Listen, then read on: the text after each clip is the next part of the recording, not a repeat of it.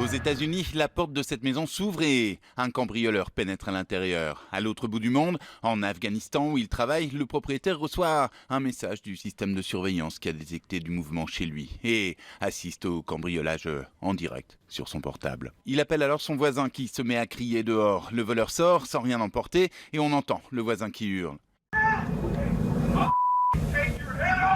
Je vais t'arracher la tête, dit-il. Descends. Le voleur prendra la fuite. Aux États-Unis, il y a un cambriolage toutes les 20 secondes. Mais les systèmes de vidéosurveillance ont considérablement changé la donne. Comme ici, où le cambrioleur demande « Y a quelqu'un ?»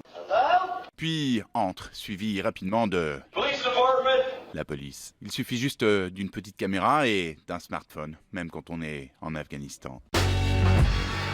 Voici l'image qui peut tout changer dans le business du smartphone. Les enquêteurs sud-coréens viennent de demander l'arrestation de cet homme, l'héritier et vice-président de Samsung, pour corruption. On le soupçonne d'avoir versé 34 millions d'euros de pots de vin à des fondations gérées par une amie très proche de l'ex-présidente sud-coréenne, en échange d'un feu vert du gouvernement à une fusion controversée. L'héritier reconnaît les versements mais affirme qu'il n'attendait rien, mais rien du tout en échange. Samsung, c'est 20% du PIB, de la richesse produite par le pays. Et le géant du smartphone, déjà ébranlé par les problèmes du Galaxy Note 7, risque de devenir de plus en plus fragile. Mais en Corée, dit le procureur, la justice passe avant le business. Et Apple se frotte les mains.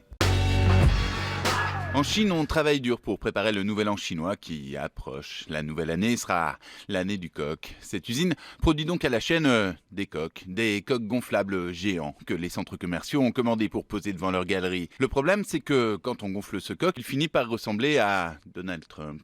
Même coupe de cheveux, même gestuelle, à moins que ça ne soit Donald Trump qui ressemble à un coq, en fait.